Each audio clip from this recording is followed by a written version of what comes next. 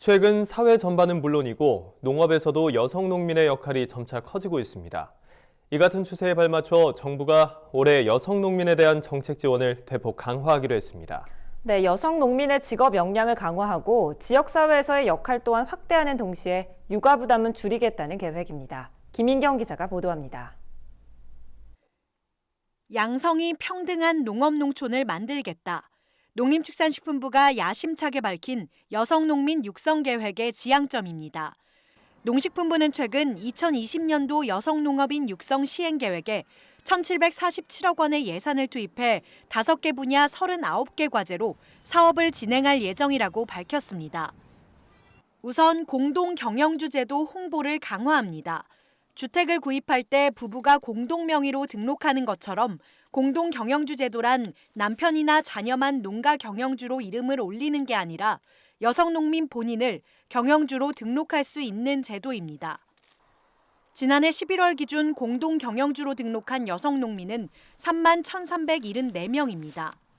2018년에 비해 31% 늘어난 수치이긴 하지만 경영주 외 농업인으로 분류되는 여성 농민이 100만 명에 이르는 현실을 감안하면 여전히 매우 저조한 실정입니다.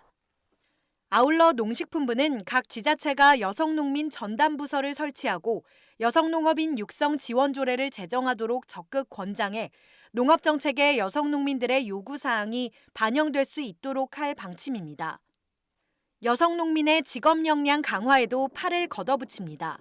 여성농의 전문성 향상을 위해 역량 강화 교육을 확대하고 여성 후계농의 영농정착을 활성화하기 위해 농업경영자금 지원 조건을 기존 3년 거치 7년 상환에서 5년 거치 10년 상환으로 개선합니다. 여성 친화형 농기계 사업도 개선됩니다.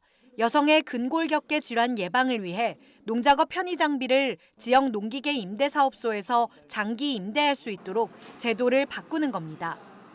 전동가위나 작업용 의자 등 20만 원 미만의 장비는 최장 1년간 장기 임대할 수 있어 여성 농민들의 농작업이 한층 편리해질 전망입니다. 지역에서 여성 농민의 역할도 확대합니다. 농촌 지역개발 사업의 교육 대상인 사무장, 신규지구 추진위원 등에서 여성의 참여 비율을 30%로 늘릴 계획입니다. 농식품부는 또 지역 여성 성공 사례를 선정하고 자료집을 만들어 여성 농민의 역할에 대한 인식을 높일 계획입니다. 여성 농민의 육아 부담은 확 낮추도록 지원합니다. 육아 걱정 없이 마음 놓고 농사일에 매진할 수 있도록 하기 위해서입니다. 먼저 농촌 공동 아이 돌봄센터, 농번기 아이 돌봄방 등 농촌 특성을 반영한 보육시설을 지난해 57곳에서 올해 74곳으로 확대 운영하고 아이 돌봄센터는 사회복지법인의 어린이집까지 포함해 지원 대상을 넓힙니다. 농번기 아이 돌봄방의 운영기간 또한 4개월에서 6개월로 늘리는 등 농어촌의 보육 여건을 개선할 방침입니다.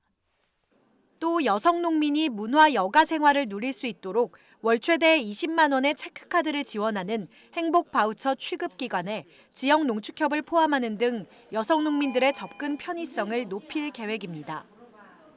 결혼 이민 여성을 영농 후계 인력으로 양성하기 위한 교육도 강화합니다. 기초 농업 교육은 물론 수준별 1:1 농업 교육을 실시하고 한국 문화의 이해와 소통 강화 교육을 지속적으로 추진합니다.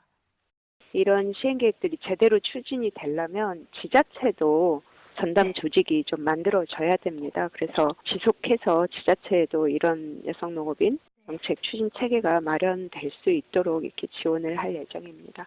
그걸 중간에 점검도 하고 또 정례 회의를 통해서 서로 이렇게 좀 잘하고 있는 사례들은 공유도 하고 정책 자료집에 반영도 하고 이렇게 해서 이행 점검을 계속해 나갈 겁니다.